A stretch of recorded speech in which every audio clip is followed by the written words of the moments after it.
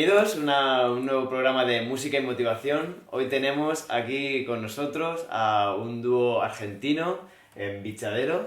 Ellos son Jonathan Ser y Diego Cortés. Y bueno, vienen de Argentina, han pasado por aquí por Almería, estamos ahora en el Classic Jazz, que nos ha cedido el espacio. Muchas gracias Classic Jazz por dejarnos este estupendo espacio. Y nada, hoy vamos a aprovechar para entrevistarles y hablar un poco sobre lo que nos gusta siempre, hablar de música, hablar de motivación, hablar un poco más de otros temas que puedan surgir, de arte, innovación y educación. Entonces, bueno, vamos a conocerles primero y le vamos a preguntar un poco por su proyecto, ¿no? Contadnos un poco cómo empezó en Bichadero, en qué consiste vuestro proyecto. Bueno, muchas gracias, antes que nada, por la invitación a esta entrevista. En Bichadero nació en Buenos Aires en el año 2011-2012. Y bueno, nació con la inquietud de formar un repertorio con un formato poco convencional, en el sentido de que inicialmente yo tocaba instrumentos de viento y Jonathan tocaba instrumentos de percusión. Y bueno, es un lugar un poco incómodo del cual partió el proyecto, en el sentido de que no tenemos ningún instrumento armónico, ¿no? Ni ningún instrumento sobre el cual podamos cantar sobre una nota pedal, por ejemplo. Entonces esa incomodidad, entre comillas, fue el disparador para empezar a buscar otros timbres, otras maneras de encarar la música, de encarar un repertorio de versiones. Y también se abrió la puerta que empezáramos a componer con este formato, ¿no? Entonces, desde el 2012 venimos trabajando así. Wow. Y disfrutando de esa incomodidad, ese lugar, ese punto de partida. Estupendo. Y bueno, tenéis ya discos, ¿no? ¿Cuántos discos tenéis? Tenemos 2 discos. 2 discos grabados. El primero se llama Latente, que creo que editamos en el 2014. Vale. Y luego en el 2017, nuestro segundo disco, que se llama Donde Ir, que es un disco que grabamos en Portugal, en una residencia artística en el sur de Portugal. Bueno, son 2 discos bien diferentes, en el sentido de que el primero es un disco de alguna manera donde el lenguaje que estábamos construyendo con el dúo se fue como solidificando, ¿no? Como que una primera etapa muy diferente, y la segunda perfumada de un montón de experiencias de viajes, con nuevos instrumentos, y sobre todo con, creo que, una tendencia hacia la síntesis en muchas composiciones. Fue un disco que salió de un resultado después de una gira muy larga, el segundo disco, Donde Ir, y luego de esa gira de 3 meses más o menos, nos metimos en esta residencia artística a trabajar 2 meses sin parar, a generar repertorio y a grabarlo al finalizar esos 2 meses. Entonces, como que fue un proceso, fueron 2 discos con procesos totalmente diferentes, pero creo que el segundo disco apunta directamente como a la síntesis, ¿no? Como a buscar melodías más simples, más concretas, un repertorio con menos notas, digamos, ¿no? Con menos virtuosismo, en el sentido de la cantidad de elementos, digamos. Yo siempre siento que en el primer disco teníamos como algo que probarnos a nosotros mismos, ¿no? Como que se podía. Porque inmediatamente, la primera vez que nos juntamos, que fue para trabajar sobre un material solista que Diego tiene,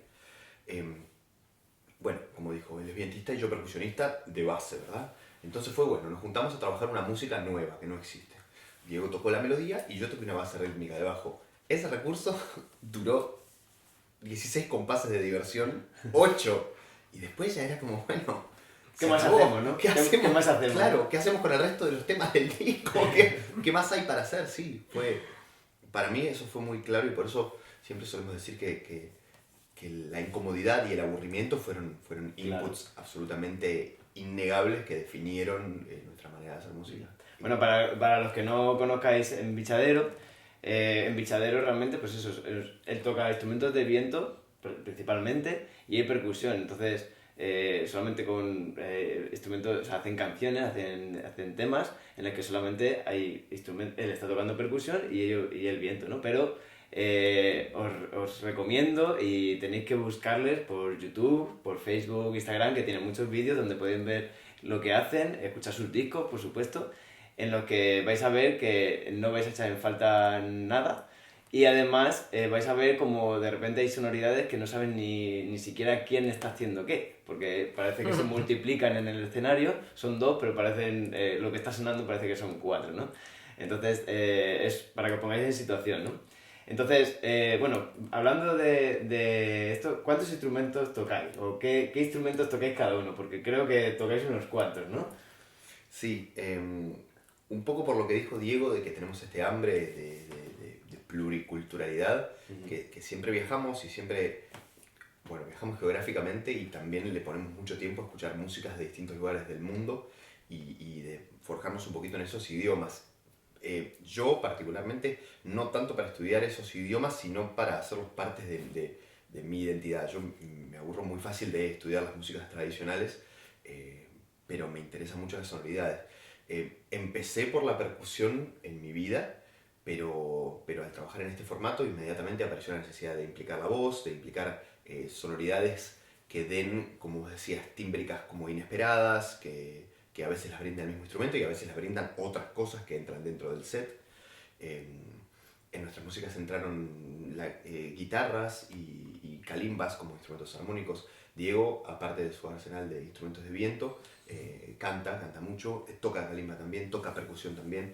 Los roles del percusionista y el vientista se nos desdibujaron y hace tiempo que, con bastante dificultad, estamos intentando dejar de decir que somos un dúo de vientos y percusión, porque no nos sentimos así para nada y yo creo que tampoco sonamos así para nada. No, sencillamente no. Bueno, sí, interesante lo del arsenal. Vamos a preguntarle a Diego por su arsenal de instrumentos de viento. Cuéntanos así cuáles son tus instrumentos, todo lo que tocas, que es creo que increíble. Bueno, yo toco flautas, digamos, clásicas, traversas, flauta en do, flauta en sol, flauta bajo. Y también instrumentos andinos, como este que tengo aquí. Esta es una quena tradicional de la cordillera de los Andes, de Bolivia, Argentina, se toca en Chile también. Como así también el sikus o zampoña, bansuri de la India. Y ahora desde hace un tiempo que estoy enloquecido con los instrumentos de técnica oblicua que son de Medio Oriente, de la zona de Turquía, de Irán, de Armenia. Entonces, un poquito ahora metiéndome de a poquito en ese mundo. Y la verdad que tanto Jonathan como yo tenemos la suerte de tocar instrumentos o familias de instrumentos que están en todo el mundo y para mí es increíble descubrir que una caña, una cosa tan simple como un tubo, como una cañita, se pueda tocar de tantas maneras diferentes y tenga y haya tanta historia atrás de los instrumentos, ¿no? Porque nosotros tenemos, por ejemplo, el pífano brasileño, o el ditse en China, o el bansuri de la India, que si uno los ve, dice, bueno, son iguales. Sí. Pero todo el bagaje histórico, todo lo que hay atrás culturalmente, en algunos casos milenios, ¿no? De la música que se construye a través del instrumento, es infinita. Entonces todo eso es como es un disparador gigante para meterse y no alcanza el tiempo, ¿no? Y perderse. La verdad, claro. Pero además tengo entendido que también le aplicáis esto que se llama la técnica extendida, ¿no? De los instrumentos, que bueno, contadnos vosotros mejor que seguro lo vais a contar mejor que yo. ¿Qué es esto de la técnica extendida? ¿En qué consiste eso? Bueno, en el caso de las flautas es tocar el instrumento. Todos sabemos que hay una manera convencional, ¿no? Si hay algo que es alternativo, sabemos que hay algo oficial, algo convencional. Y las técnicas extendidas justamente son tocar la flauta de manera diferente al sonido convencional, digamos. Sí, no en la flauta, en cualquier instrumento. Extender la técnica tradicional, como digo, convencional, de convención, de cualquier instrumento que uno tenga. Totalmente. Y de hecho, todas estas flautas que yo te mencioné anteriormente, de alguna manera enriquecen la manera de interpretar la flauta clásica, porque digamos, todas esas pequeñas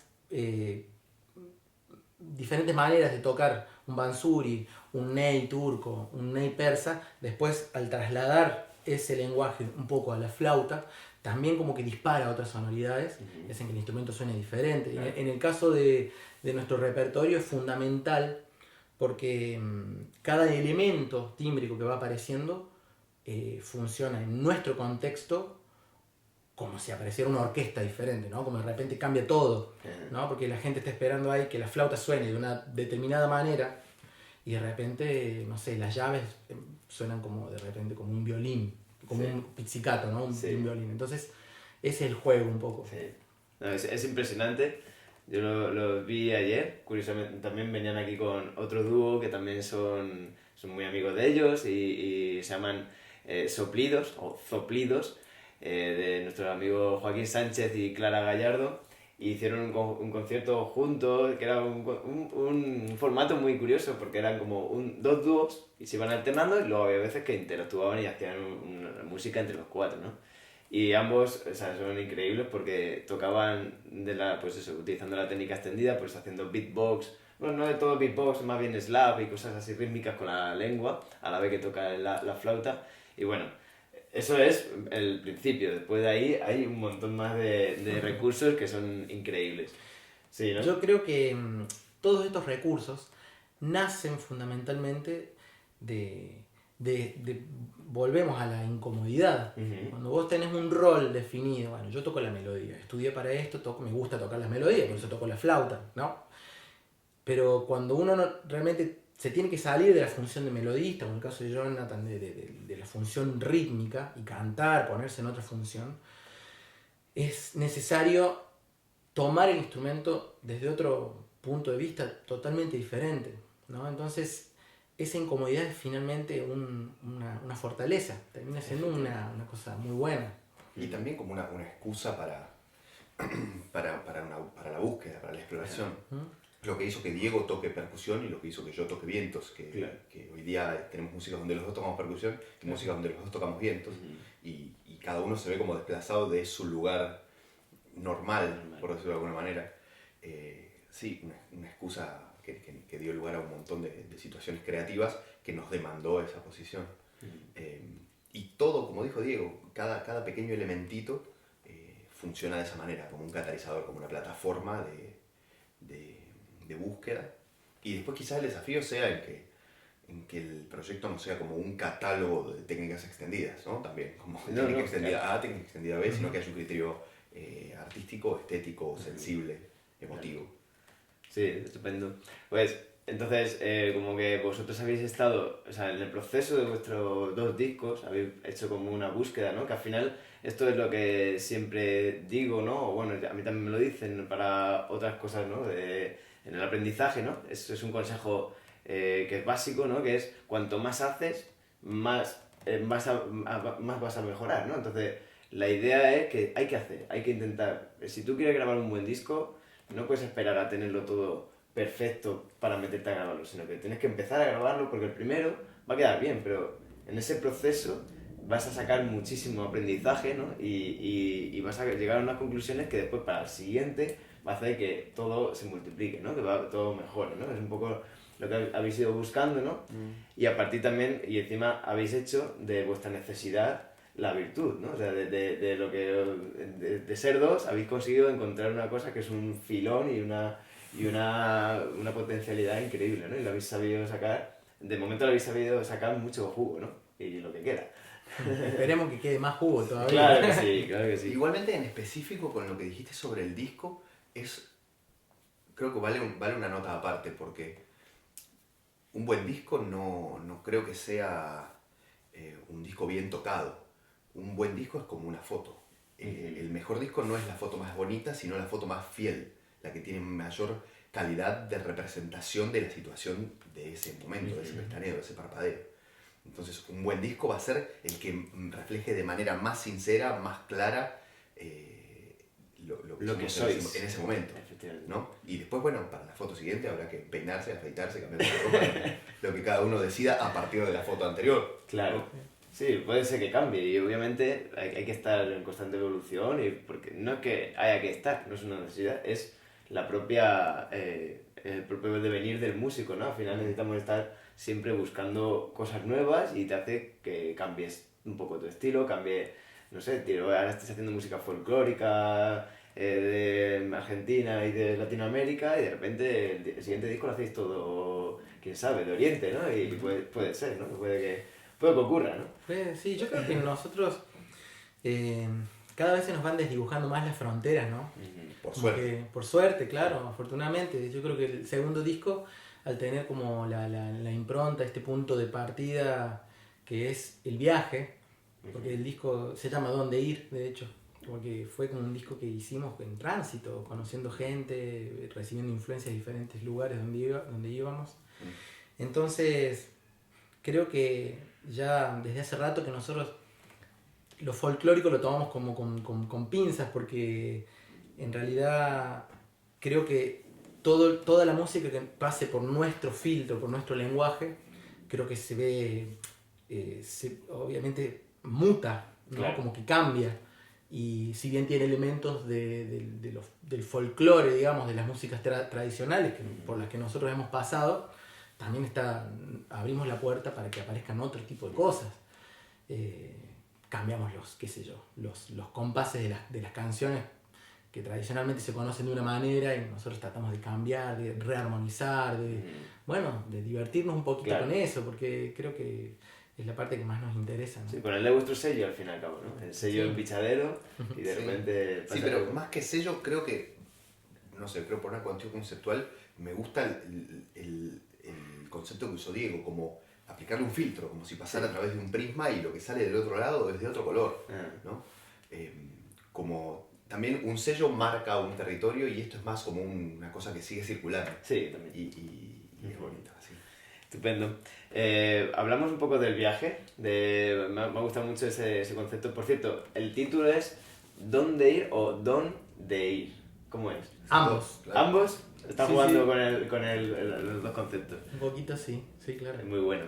Bueno, pues contarnos un poco de qué tal, cómo fue ese viaje, por dónde fue y bueno, alguna experiencia, pues por ejemplo, nos podéis contar qué fue lo que más, el momento del viaje que dijiste, madre mía, esto es un regalo de la vida, ¿no? De lo que recordé así con más cariño.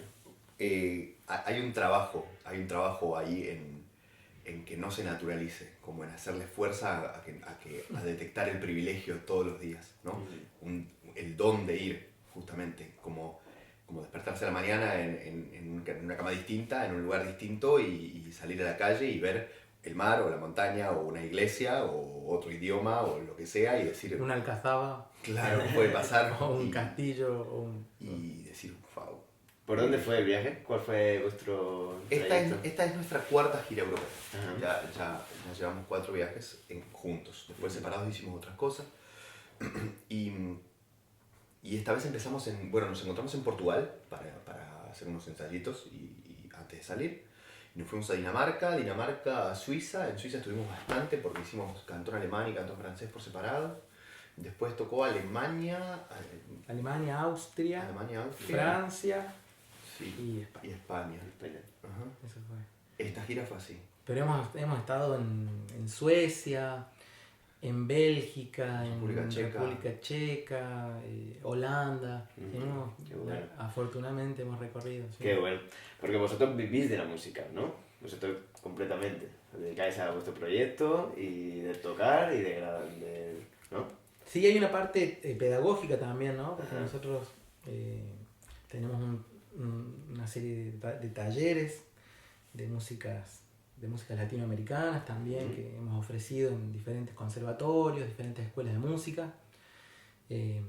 Ahora vamos a hacer uno en Madrid el día 15 de noviembre.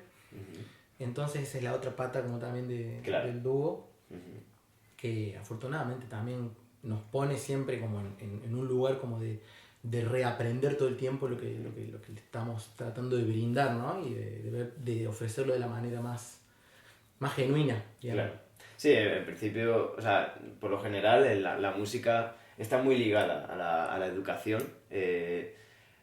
Yo creo que es una cosa natural, ¿no? Porque todo lo que recibimos, como que todo lo que aprendemos y todas nuestras conclusiones, como que también tenemos un poco la necesidad de ofrecerlo al mundo, ¿no? O sea, y alguien que no lo sabe, que no sabe ciertas cosas, pues pues que aprenda de ti, ¿no? O sea, de todo lo que has aprendido en este camino, ¿no? Que es muy largo y es infinito. No, y también, bueno, nosotros estamos en este momento, hoy, aproximadamente a 12.000 kilómetros del lugar donde nosotros nos formamos. Entonces, con certeza tenemos informaciones que aquí son exóticas. Claro. Y eso vale mucho la pena, salir y traer informaciones que uno tiene, no desde la situación asimétrica del docente y el alumno, sino desde un conocimiento que viene desde otro lado y que ya que estamos aquí vale la pena traerlo. Entonces, y me interesa mucho también esto de la residencia de artistas, porque me parece que es un concepto muy interesante que no se aplica tanto, no sé, aquí, la verdad yo desconozco si en España existe, sé que hay alguna beca, alguna vez se hace alguna residencia de estas. ¿Cómo funciona? ¿Cuál es el concepto era como subvencionado o vosotros llegabais al sitio, lo contratabais o en fin, ¿cómo es? No sé cómo será en otros lugares, en este caso en particular es un centro de investigación y difusión de música de la península ibérica, música y danza, que se llama Musiberia. Esto queda en la localidad de Serpa, en Alentejo, en el sur de Portugal. Y llegamos ahí porque esta institución tiene un contacto con la Universidad de Villa María, en Córdoba, que es un lugar donde yo trabajo, donde yo doy clases. Y ese fue el primer contacto, ¿no? Habían venido varios colegas, profesores de Villa María, a realizar sus trabajos ahí, sus discos. Y bueno, ahí fuimos con Jonathan, y esta residencia lo que nos ofreció fue, bueno, estar 2 meses ahí en ese pueblo, que además es un pueblito muy, muy lindo, muy pintoresco. Para nosotros, quizás aquí no le llame tanto la atención porque todo es medieval, digamos, pero para nosotros de repente estar en un lugar, en una ciudadela medieval de la época del Imperio Romano, para nosotros es como Claro. muy loco, ¿no? Entonces en ese pueblito hay este lugar que tiene un montón de condiciones muy lindas y un estudio de grabación muy bien equipado, y bueno, y la posibilidad de hacer todos los días, ensayar todos los días y pensar todo el día en la música, ¿no? Como que eso para nosotros fue como un regalo. Un regalo de la vida. Sí, claro, totalmente. Y tuvimos 2 meses ahí trabajando, nos despertábamos, íbamos a ensayar, almorzábamos y seguíamos hasta la noche ahí, todo. Fue como algo muy intenso. Y bueno, finalmente, luego de esos 2 meses de trabajo, la última semana fue, mudamos todo del aula donde ensayamos al estudio y estuvimos ahí trabajando, ahí produciendo. Sí, qué mejor forma de enfocarte 2 meses solamente en... Fue de verdad un cambio de paradigma, porque nosotros estuvimos siempre formados, porque es como se estila en Argentina, que uno tiene su proyecto y con ese proyecto ensaya 1, 2, 3 veces por día, y entre los ensayos uno hace otras cosas, su vida, su trabajo generalmente, el modo que uno tiene de sobrevivir y de pagar la subsistencia. Y esto nos dio una pauta sobre lo que le pasa al proyecto, lo que le pasa a la cabeza, lo que le pasa al cuerpo y al cuerpo del instrumentista cuando hay un trabajo sostenido 5 veces a la semana, 8 horas por día. Claro. Y los fines de semana no es que uno se va a hacer otras cosas, sino que también uno está ahí conviviendo, en este caso fue, y la cabeza sigue ahí y conversando y con ideas, y uno se levanta a la mañana y le dice al otro, ¿sabes lo que estuve pensando? Y claro, la energía nunca se dispersa, hay un foco ahí como láser, ¿no? Y eso nos cambió el modo de trabajar. A mí personalmente me dio ganas de aplicarlo a muchos otros proyectos y así lo moví. Claro. Y la verdad que es... De hecho, es una manera de trabajar que no sé...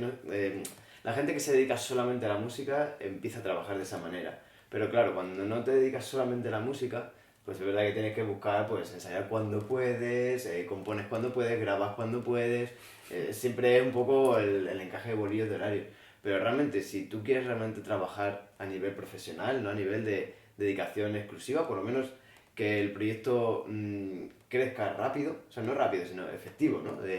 Hay muchos grupos, hay un grupo, por ejemplo, Funky, es el grupo más potente que puede haber, es un cuarteto de Funky, se llama The New Master Sound, no sé si lo conocéis. Ellos no viven ni siquiera en la misma ciudad, ellos viven cada uno en Canadá, otro en Estados Unidos, otro vive en Europa y otro en Inglaterra.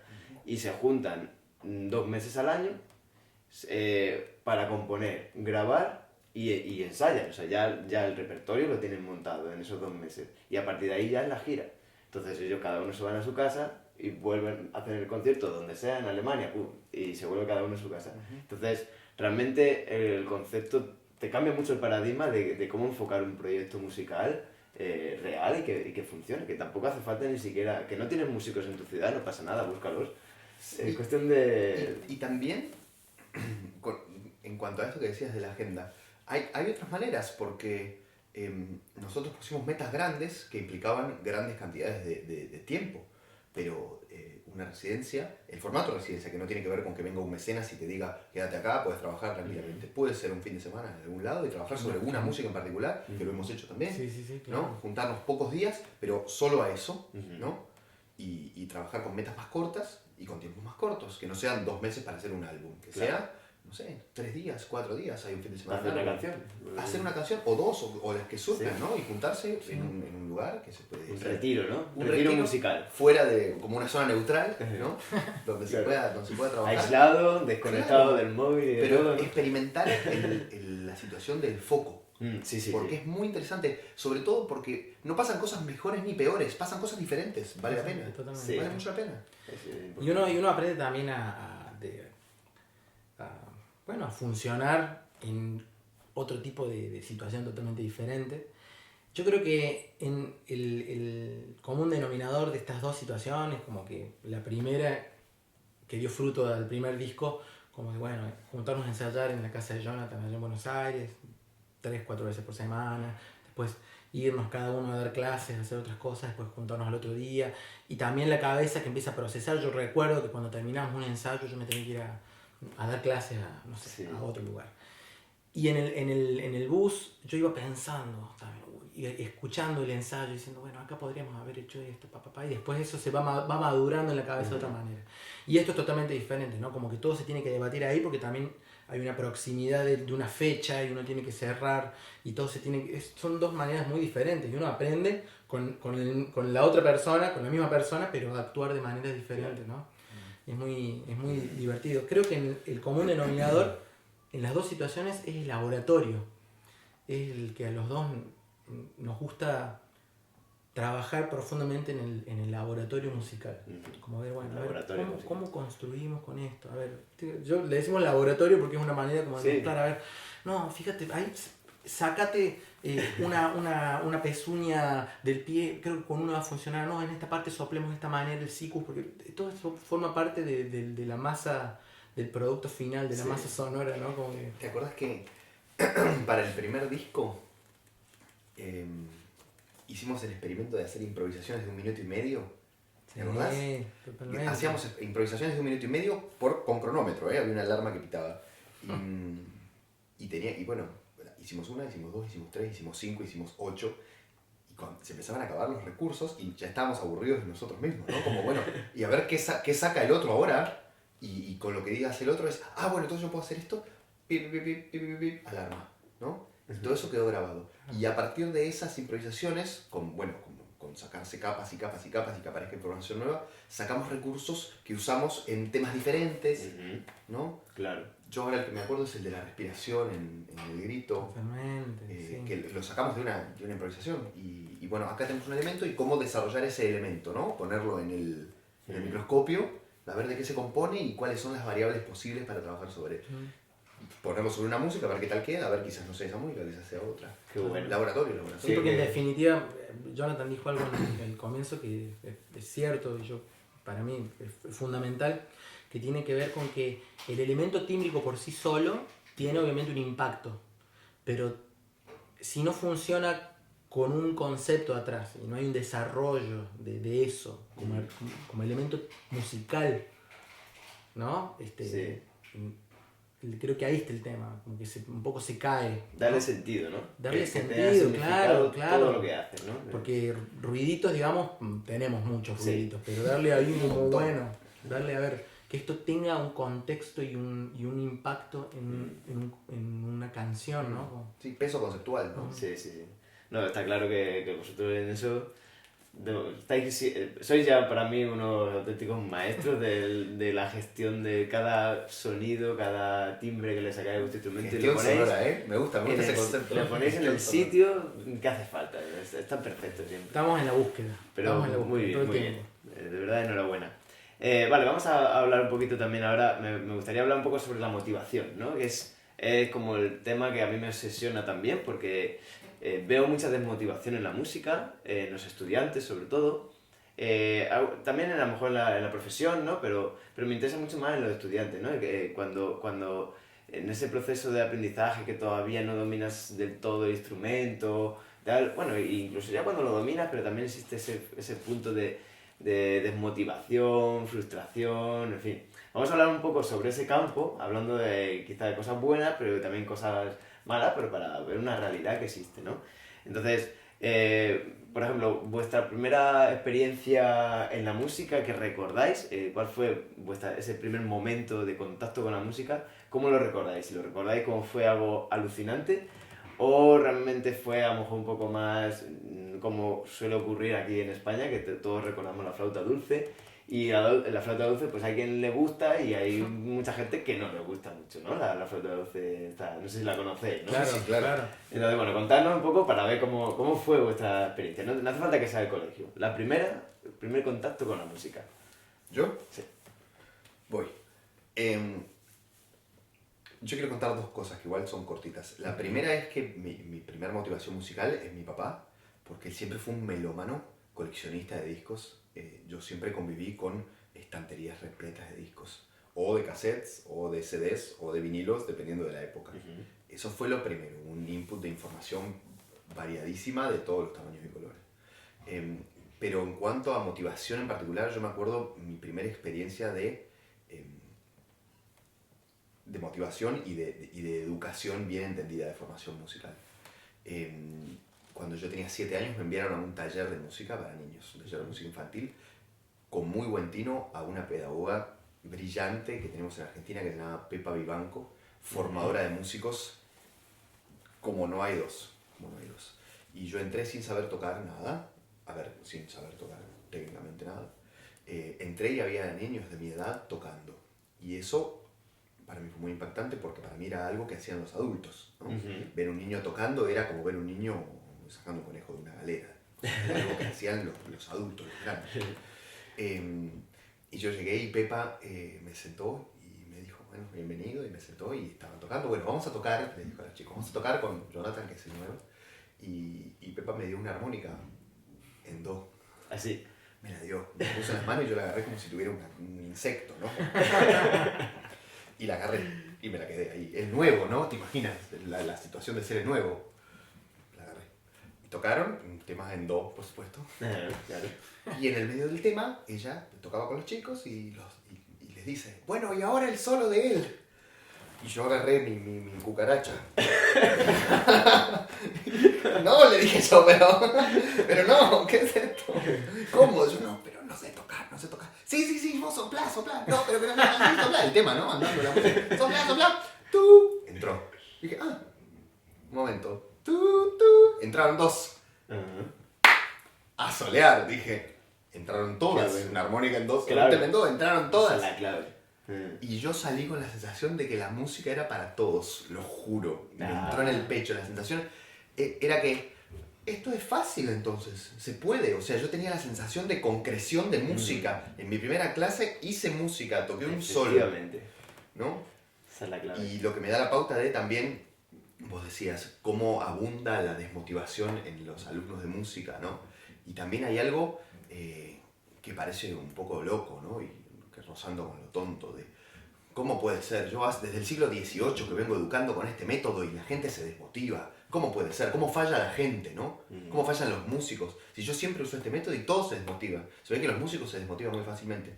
Quizás hay que cuestionar el método también, ¿no? Quizás no sean los estudiantes, sino lo que estudian. Este sistema pedagógico que prevalece desde el siglo XVIII con un mismo sistema de lectoescritura, ¿no? Eurocéntrico, por cierto, porque bueno, aquí estamos en Europa, pero nosotros en Argentina estudiamos con el mismo método y no es nuestro. no Claro. es el que usa nuestro folclore y nuestra música tradicional, ni muchas otras, la gran mayoría de las músicas tradicionales del mundo. Terminé. Me encantó. Terminé. Sí, yo creo que para subrayar alguna de las cosas, creo que la conclusión así de cuál es la mejor manera de motivar a un estudiante, sobre todo en el comienzo. O sea, yo pienso que el objetivo de la educación musical es enganchar a la música, o sea, enganchar al estudiante a la música, o sea, que llegue un punto que no puede vivir sin ello. O sea, pero para eso hay que conseguir que se lo pase no bien, re bien. O sea, es como, tiene que ser como una experiencia Buah, esto es lo mejor que existe en el mundo. Pero eso es con la educación en general. Los conceptos Sí, viejos claro. pedagógicos decían que un alumno era un cuenco vacío que el docente tenía la responsabilidad de llenar de información. Los nuevos conceptos pedagógicos, que ya no son tan nuevos, dicen que el alumno es un recipiente que el docente tiene la responsabilidad de llenar de inquietud, ¿no? Para que el mismo alumno sea el propio generador de la nueva información y de los nuevos contenidos, no un recipiente vacío que hay que meterle con una manguera. Claro. Totalmente de acuerdo. Contenido. ¿No? Entonces, claro, en la música es muy importante ese momento musical, o sea, de hacer música. Si consigues hacer música el primer día que estás estudiando música, ya lo has conseguido. O sea, no es tan difícil enganchar a un niño o a cualquier persona. Tú tienes que conseguir que el primer día consiga hacer música. ¿Y de qué manera? Pues hay instrumentos que suenan afinados en una escala, que tú mientras toques los acordes de esa escala, va a sonar bien. No así la flauta dulce. Claro, la flauta Por dulce, no, la ejemplo, flauta no. dulce requiere una técnica. Y es una mínima técnica que si no la dominas, que si tienes suerte, bien, pero si no, no la haces sonar, ¿no? Entonces hay instrumentos como el piano, un teclado, pues aunque sea con un dedo, la técnica es horrorosa, pero da igual, porque suena bien. Entonces toca las teclas blancas nada más. Y yo hago acordes en do y va a sonar bien. Porque estás improvisando y estás haciendo música en directo. No estás tocando una melodía concreta. No, tócame el himno de la alegría. No, pues ahí va a haber error. Si quieres tocar algo concreto, va a haber error. Y eso va a haber frustración. Pero si hay improvisación, todo está bien, ¿no? Totalmente. Yo creo que también hay una cuestión, a partir de lo que hablaba Johnny, de su primera experiencia, que es por un lado de lo que vos dijiste también, de que yo no sabía, pensaba que no sabía, ¿no? Como si la música fuera algo como totalmente alejado, Total. No apto para los civiles. propiedad claro, de otras personas que no van a saber quiénes son. Pero no, la verdad que hay un contacto con lo lúdico, pero con el juego seriamente, ¿no? Con la responsabilidad de tenés un solo, tenés una función aquí, sos importante para el colectivo. Lo que estás haciendo, ya ahí se empiezan a dibujar un montón de cosas importantes sobre las cuales también se va a construir la idea que uno tiene de la música. Yo tuve un maestro en relación a esto que me decías de la desmotivación, ¿no? Llevándolo también un poco pensando en nuestro proyecto, obviamente nosotros también, no es que todo el tiempo estamos, oh, mira qué bueno que está esto, qué bien. No, tenemos desmotivaciones muchas veces. Nos encontramos con callejones sin salida muchas veces, ¿no? Sí. Y la verdad es que lo que hay detrás del proyecto, el tiempo dedicado a cuidar el proyecto, a darle valor a cada pequeña semilla que se va generando y también darle espacio al otro para que el otro también vaya haciendo su proceso y que eso funcione de una manera, como que nos vayamos retroalimentando del proceso, ¿no? Muchas veces no se le da tiempo al proceso de las cosas. Pensamos que tenemos que hacer un concierto y que esto tiene que funcionar, los elementos tienen que, bueno, la partitura, tomá tú, esto tiene que funcionar en 3 ensayos. No es tan fácil, la música no siempre es así. La música lleva mucho tiempo de maduración individual y colectiva. Y mi maestro decía, siempre uno tiene que regar la plantita, ¿no? ¿Viste? Como el concepto de, bueno, hagamos otras músicas, hagamos otras cosas, hay que nutrirse, pero la plantita, en este caso, yo lo llevo al proyecto del dúo, hay que regarla. Hay que regarla con paciencia, con amor, con respeto, ¿no? Claro. Me parece que ahí también está el secreto. Nosotros hemos charlado mucho en este viaje, sobre todo de colegas que nos han dicho, no, pero bueno, pero no logro encontrar mi proyecto. Me parece que hay una cosa fundamental, obviamente hay una cuestión de química y de empatía musical. Sí, claro. Pero también hay mucho de darle tiempo. A ver, esta semilla no descartemos. Detrás de esta maleza hay algo ahí. Ajá. Hay una joyita, hay una semillita que está creciendo de a poco. Démosle tiempo a eso. Sí. Bueno, muchas veces los grupos también se hacen más cohesionados y la música madura mucho más cuanto más directos haces. Porque a veces en el ensayo es como que te falta esa parte de la música, que es el público, ¿no? El momento de estar en directo 100%, no puedes parar, no puedes... Y si pasa algo y si te has equivocado no pasa nada porque tienes que tirar para adelante. Y posiblemente de ese error surja otra cosa que a partir de ahora, cada vez que hagas esa canción, la vas a hacer siempre de esa manera, porque ese error se convirtió en algo, un descubrimiento en directo y ya lo hiciste tuyo, o sea, la música lo hizo suyo, o sea, como que tú pones los elementos, la composición, estructura, tal, lo ensayas y luego lo pones al servicio del escenario y ahí es donde todo empieza como a encajarse perfectamente, ¿no? También porque el escenario, el directo o lo mismo una grabación funciona como una cristalización, ¿no?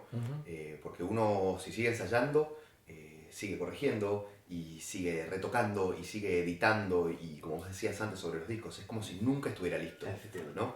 Y en realidad lo que sucede es que siempre está listo, ¿no? Hay que sacarlo y después hay tiempo igual para retocar, para corregir, no pasa nada, cambiará para la próxima. Pero, no sé, en nuestra experiencia siempre sucedió que sacar los temas para afuera le dio como un golpe de horno para terminar de armarlo. Y a mí en mis otras experiencias artísticas también me pasa mucho que me da un montón de pena cuando hago una producción corta, grabo un disco, luego salgo a tocarlo, hago una gira y termina la gira y yo ese disco lo grabaría de vuelta porque los temas tienen, ya son diferentes, ya tengo otra manera de tocarlos, descubrí cosas nuevas.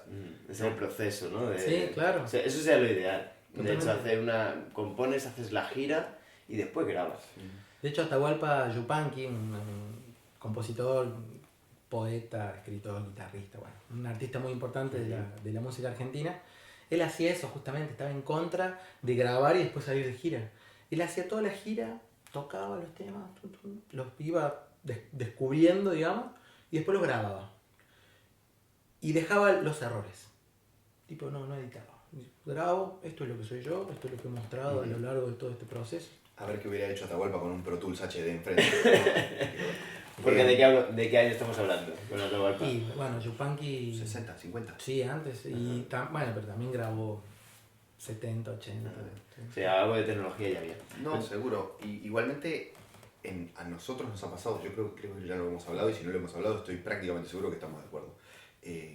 Con el rodaje que una gira te brinda, pues nosotros salimos hace ya un mes y medio, un mes y 20 días de gira, y hemos tocado, no sé, no quiero arriesgar, pero 30 conciertos, casi 30 conciertos. Hay un nivel de ajuste que se siente, que ya hay cosas que no se piensan más, que puede pasar cualquier cosa. Te pueden disparar en una rodilla y la música va a seguir sucediendo y el tema va a seguir fluyendo, ¿no? Y se puede ir como cavando un poquito más profundo, ir prestando atención a otras cosas. Nosotros nos gusta de vez en cuando permitirnos como tirarle un guiño al otro de algo diferente, ¿no? Como un flechazo de mirá lo que hago y para darle risa, para divertirnos. Porque nos estamos riendo de los temas, que eso también nos pasa un montón. Efectivamente. Y bueno, cuéntanos, nos falta el primer momento con la música tuya, digo. Bueno, en el caso, como dijo Johnny, también mi papá fue importantísimo, porque mi papá es poeta, cantor, y siempre hubo una guitarra en mi casa y siempre hubo mucho folclore. Yo soy el hijo más chico de 5 hermanos, tengo 3 hermanas y un hermano, y siempre hubo canto en mi casa, canto y guitarras. Entonces lo viví de una manera muy orgánica. No recuerdo cuándo fue la primera vez que canté, pero me recuerdo a los 4 años cantando. Siempre era como el niño cantor en la escuela, entonces siempre en los actos me llevaban, siempre como que uno busca expresarse de esa manera, ¿no? y también en las reuniones familiares, esas cosas, siempre, Sí. siempre cantaba. Y de hecho, ahí íbamos a las radios, yo soy de un pueblo muy pequeño en Córdoba, en Argentina, íbamos a la radio con mi papá y tengo grabaciones también de 7, 8, 9 años cantando. Cantando con tu padre. Y recuerdo la primera vez, sí recuerdo muy fuertemente la primera vez que canté en vivo, ante mucha gente. Fue cuando tenía 6 años, el primer grado de la escuela primaria, que es un cambio muy grande, ¿no? Del jardín, no sé cómo le dicen aquí a la guardería, el Sí, jardín, guardería. a la escuela primaria, donde ya uno tiene un guardapolvo blanco y una mochila con irresponsabilidades, No, ¿no? vas a aprender a escribir. Claro, empecé a escribir, Sí. ¿no? Y recuerdo que era un acto de la escuela y subí solo a un escenario que me parecía gigantesco y con un micrófono así, yo con mi corte taza, que no sé cómo le dicen acá, un corte así como Sí, le hacen a todos los niños. Así. Atazón. ¿Sí? ¿Existe? Sí, sí. Ah, yo también lo tuve, ¿eh? Todo el mundo, sí, Ah, la ya, Argentina, ya, por lo ya. menos de nuestra generación, todos tuvimos corte taza. Y empecé a cantar una canción y me acuerdo de tener todos mis compañeros adelante de toda la escuela, así, ¿no? Y canté una canción que es como un carnavalito, un huayno, que era así: abre la puerta y entra a mi hogar, amigo mío, que hay un lugar. Todo esto cantado seguramente 3 o 4 tonos más arriba, Octavas. octavas más arriba. Y de repente los chicos empezaron a aplaudir y dije, bueno, esto viene, funciona. Ya alegría, claro, yo me solté un poco, Ya. pero me acuerdo de eso, sí. Y Esa ya. fue. Y después, bueno, todos los instrumentos de viento llegaron mucho después, casi te diría como por casualidad, así. bueno. Pero bueno, ese fue mi primer encuentro. Vale, muy bien. Bueno, vamos a ir terminando la entrevista porque para que no se alargue mucho, pero me gustaría que dierais un consejo. Imaginaros que tenéis un estudiante delante que está desmotivado con su instrumento, por lo que sea, o incluso por su carrera profesional, enfocarlo como queráis, ¿vale? ¿Qué le diríais para conseguir que se motive al 100% y diga, venga, sí, merece la pena dedicar esta paciencia y este esfuerzo, ¿no? de estas horas a un arte que para mí es el más bello del mundo y la mejor actividad del mundo que puedes hacer, pero para otros a lo mejor no, pero bueno, para mí es así. ¿Qué le diríais? Que quiera que empiece. Yo primero. Sí, claro. Venga. Por favor. Qué responsabilidad, De verdad, sí. ¿Qué diría? Diría que se concentre en los inputs más que en los outputs. Que se preocupe más en lo que él mete en sí mismo antes que lo que va a sacar en sí mismo. Que se preocupe menos por estudiar y más por tener algo que decir. Que lea más. Creo que ya lo hablamos con vos anoche, incluso. Que lea más libros, que coma mejor comida, que tenga más conversaciones, que si le gusta el deporte, que haga más deporte, o que pinte, que meta más información de la que sí le gusta, de la que él sabe a ciencia cierta que le gusta. Y que si efectivamente el canal para comunicarse va a ser la música, esa información va a germinar en algo para decir y después va a tener ganas de estudiar para decir eso que tiene que decir. Por lo menos para estudiar ese mensaje que él va a decir. No todos los modos para arriba y para abajo de la guitarra, sino lo que él necesita decir. Uf. Buenísima, Eso. buenísima. Genial, me ha encantado. Ah, te toca a vos. No me toca a mí, pero él ya dijo todo. Vale, No, pues, yo si quieres, un poco lo que yo había dicho antes, que para mí fue un consejo muy, muy lindo, que la música, bueno, es un arte tan amplio, con tantos universos, ¿no? En cada civilización la música tiene un lenguaje diferente, una manera de internalizarla y creo que experimentar y explorar, ahora que está al alcance de todos, todo tipo de música, todo tipo de pedagogía y de códigos, ¿no? Pasar por todos esos códigos y no digamos, no pelearse con uno mismo qué sé yo, si no puedo tocar una invención de Bach a 2 manos, ¿no? Creo que hay otras, explorar la música que es tan amplia y también tenerse paciencia también. Creo que yo ahora estoy viviendo un proceso muy particular y tratando de ponerme todo el tiempo en alumno. Eso es lo más sano que hay, ¿no? Como ponerse todo el tiempo en el punto cero. Es decir, bueno. Y ahora estoy, como te contaba recién, con estos instrumentos oblicuos. Cuando empecé a tocar, no le podía sacar sonido. Digamos, yo ya hace 2 años, ¿no? Yo ya tocaba la flauta, tocaba instrumentos de viento. Y es muy frustrante empezar y no sacarle sonido a un instrumento de viento. Entonces, empezar desde cero con una técnica nueva, a mí me conectó con mis 12 años cuando estaba tratando de sacarle sonido a este instrumento, que es una caña con huecos.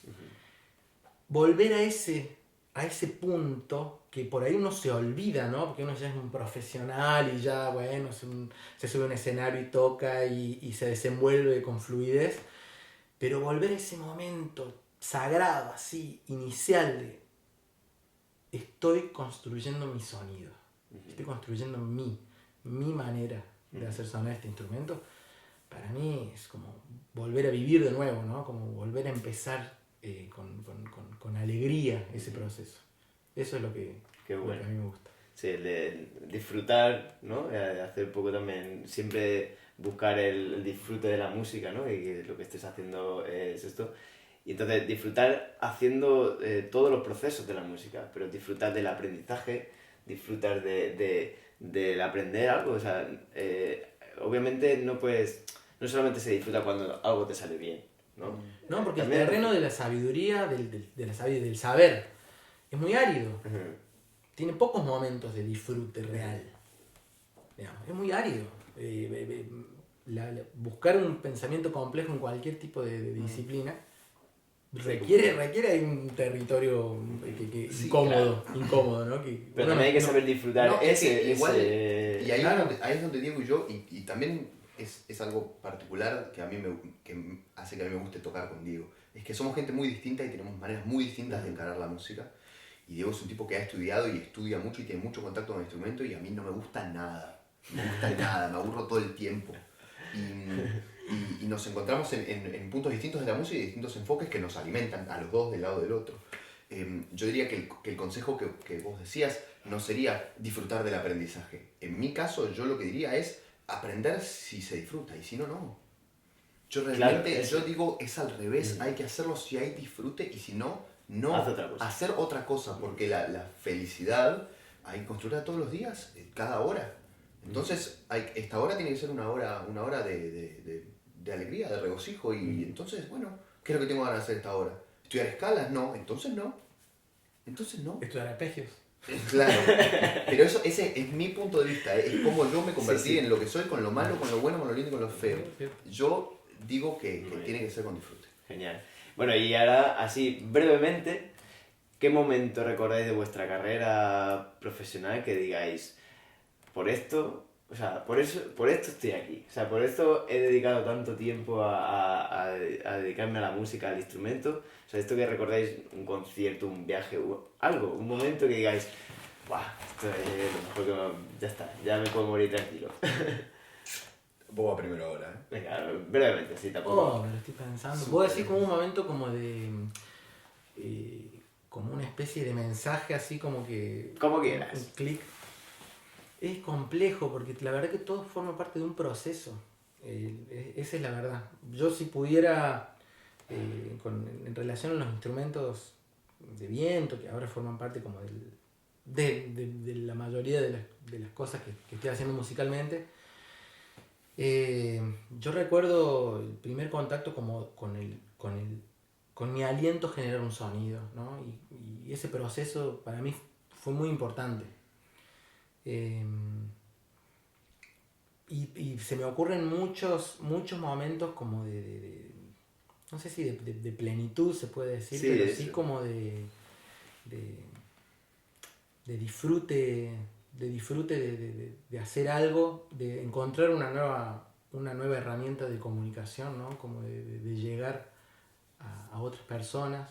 Nosotros que afortunadamente recorremos muchos lugares y nos encontramos con públicos muy diferentes y con personas que nos albergan en su casa, personas que nos, bueno, como ustedes, ¿no? Que nos han tratado tan bien. la música siempre se convierte como en un... Te estoy agradeciendo con lo mejor que yo puedo hacer a lo que más tiempo le dediqué en mi vida. Con esto te estoy tratando de agradecer y de decirte gracias, de decirte... sí, de dar tu mensaje como sí, agradecimiento. Me parece que ahí está... Si lo tuyo es un constante, ¿no? Es un constante agradecer y es como todo... Es complejo, elegir un momento. No sé si No, pero aparte es como estamos hablando de una... A ver, nosotros pasamos todos los días de nuestra vida haciendo lo que más nos gusta en el mundo. Es un privilegio absoluto. Es muy difícil decir, no, porque me acuerdo el día que toqué con... que fue, no, es como, hay un privilegio constante que se desdibuja un poco cuando tenés que cargar 14 millones de instrumentos de la espalda, pero normalmente se detecta fácilmente el privilegio de esta vida. No, de verdad es como lo mismo. Cuando terminaste un concierto, saliste a la calle y viste que enfrente hay un castillo, una iglesia, gente hablando otro idioma, comiste una comida que nunca habías comido y decís, ¿y esto lo hice por tocar un tamborcito? Ha merecido la pena. Sí. Mucho. Genial. Bueno, pues vamos a hacer un poco de música, ¿no? Sí, señor. ¿Sí? Venga. Claro, me preparo. Pues van a tocar ahora una piececilla. Mientras se preparan, pues ya con esto vamos a despedir la entrevista. Es una nueva entrevista de música y motivación. Y bueno, decir que en Bichadero tiene Facebook, Instagram, YouTube. Y Spotify. En Bichadero y Spotify, por supuesto. Además también tiene su página web, en bichadero.com.ar. Y bueno, pues ellos son Jonathan Ser y Diego Cortés. Nada, que los busquéis por las redes sociales, buscarlos para seguirlos y cuando podáis verlos que actúen en vuestra ciudad, pues no lo penséis porque son maravillosos. Y nada, deciros que nada, si os ha gustado esta entrevista, pues habrá más. Para ello os tenéis que suscribir en el canal y pasaros por la página web supervivenciamusical.com. Y si queréis, pasar por supervivenciamusical.com/regalo y os lleváis un regalito de mi parte, ¿vale? Así que nada, nos vemos en la próxima y os dejo con Embichadero. Muchas gracias.